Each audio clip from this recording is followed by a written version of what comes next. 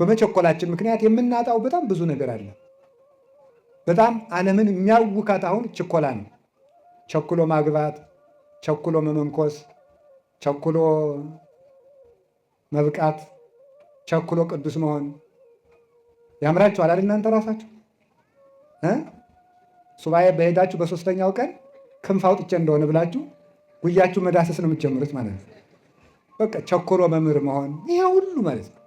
እንደዚህ ያለው ቸኩሎ መናገር፣ መረጋጋትን ማጣት የእግዚአብሔር ሰዎችና የሰይጣን ሰዎች ምልክት አንደዋችሁ ችኮላና መረጋጋት፣ ህዱእነት፣ ህድአት፣ መረጋጋት፣ ጸጥታ። ሊቃውንቱ ምን ይላሉ? ለመናፍቃን ህድአት የላቸውም። እርጋታ የሚባል ነገር የለም። ሁሉንም ቶሎ ሞክረን እንጠፋለን።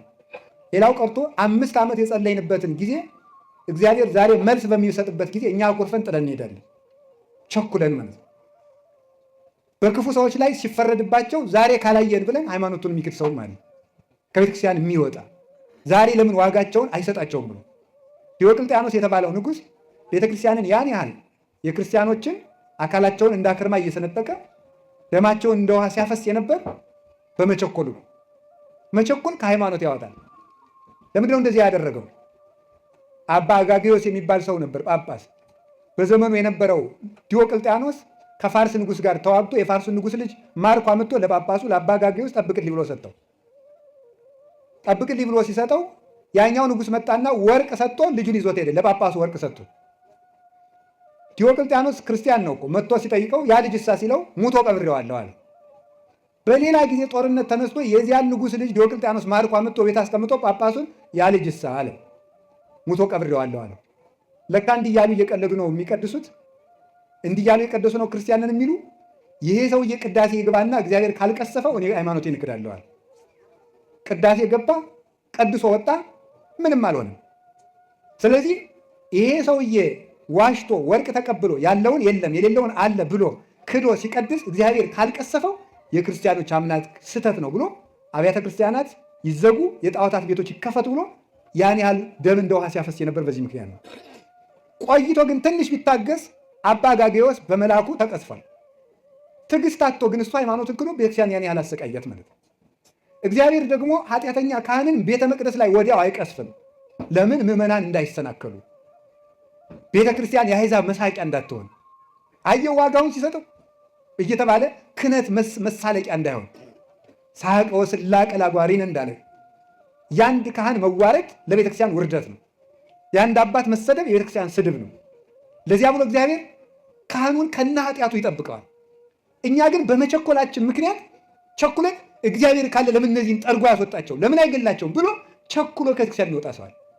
ቤተክርስቲያኒቱ ትክክል ስላልሆነች ነው እንጂ የሚሰርቁ የሚያመነዝሩ የሚጠነቁሉ ካህናት ተቀምጠው እግዚአብሔር ዝም ያለ ቤተክርስቲያኒቱ ትክክል ስላልሆነች ነው ብለው መናፍቃኑ ይህንን መሳሪያ ተጠቅመው ቤተክርስቲያንን እግዚአብሔር ትቷታል ብለው ከቤተክርስቲያን የሚያስወጡ ሰዎች አሉ። እንዴት እግዚአብሔር በእነዚህ ካህናት፣ በእነዚህ ዘማውያን፣ በእነዚህ አመንዝራዎች፣ በእነዚህ ዘረኞች አድሮ እንዴት ይኖራል? ቤተክርስቲያኒቱማ ከቀረች ስንት ዓመቷ የሚሉ ሰዎች አሉ። መንደር ለመንደር እየገቡ እንዲህ የሚያደርጉ ግን ቅዱስ ጳውሎስ እንዳለ ወኩሉ ጾሮ ይጸውር። እኔ ራሴ አጋጥሞኛል በእውነት ማለት ነው። ስጋው ደግሞ አልቀበልም በቃ በካህናት ላይ በማየው ችግር ምክንያት እኔ አልቆርብም ያሉ ምዕመናን አጋጥሞኝ ያውቃሉ። ግን ወኩሉ ጾሮ ይጸውር ገላትያ 6 ላይ ሰው ሁሉ የየራሱን ሸክም ይሸከማል።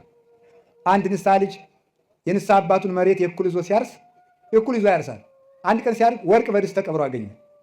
ለሎሌው ይህ ወርቅ የንስሐ አባታችን ስለሆነ እንካ ወስደህ ስጣቸው ብሎ ሰጠው። እሳቸው ወርቁን ተቀበሉና አይ ይገለኛል፣ ማን ነው ይካፈለኛል ሲሉ ያንን ሎሌውን ገደሉት። ወርቁን መብላት ሌላ ወንጀል ሳያካፍሉ እደግልኝ ብሎ ማካፈል ሲገባ ልጁን መግደል ሌላ ኃጢአት። ይህንን ሲያደርጉ እንግዲህ ይሄንን ይዘው ሲቀድሱ እግዚአብሔር ዝም የሚላቸው ከሆነ እኔ አልቆርብም፣ ቁርባኑ ሚቅር ቅዳሴው ሚቅር ሁሉም የይስሙላ ነው አለ ሰው። በጣም ንጹህ ምዕመን ስለሆነ እግዚአብሔር በዚህ ምክንያት ከቤተክርስቲያን ወጥቶ እንዲቀር ስላልፈለገ አንድ ቀን በራእይ ተገልጦ መልአኩ ምን አለ? ይሄ ምንጩ የወርቅ የሆነ ውሃው ንጹህ የሆነ መቅጃው ደግሞ የወርቅ የሆነ በወርቅ ማንኪያ ውሃ እየቀዳ ሰውነቱ እጁ ቁስል የሆነ ሰውዬ እንካጠጣ ሲለው ያ እኔ አልጠጣም እጸይፈዋለሁ አለ። እንዴ ገንዳው ንጹህ፣ ምንጩ ንጹህ፣ ውሃው ንጹህ፣ ማንኪያው ንጹህ፣ ከቁስሉ ምን አለ ዝም ብለህ ጠጣ አለ። ከዚያ በኋላ ነቅቶ ምን እንዳለ ታውቃላችሁ? ምንጩ ንጹሕ ቤተ ክርስቲያን ናት። ውሃው ንጹሕ ኢየሱስ ክርስቶስ ነው። ማንቻው ንጹሕ የተባለ የሐዋርያት ክህነት፣ ቄስ ቢረክስ ክህነት አይረክስም። ቁስል የተባለ የካህኑ ኃጢአት ነው። እኔ ምን አገባኝ ብሎ ሥጋው ደግሞ ተቀብሎ ለካ ቅዱስ ጳውሎስ ሰው የየራሱን ሸክም ይሸከማል ያለው ይህን ነው አለ። ሰው የየራሱን ሸክም ይሸከማልና ቄሱ የራሱን ይሸከማል ብሎ ከቤተ ክርስቲያኑ ጸንቶ ኖረ።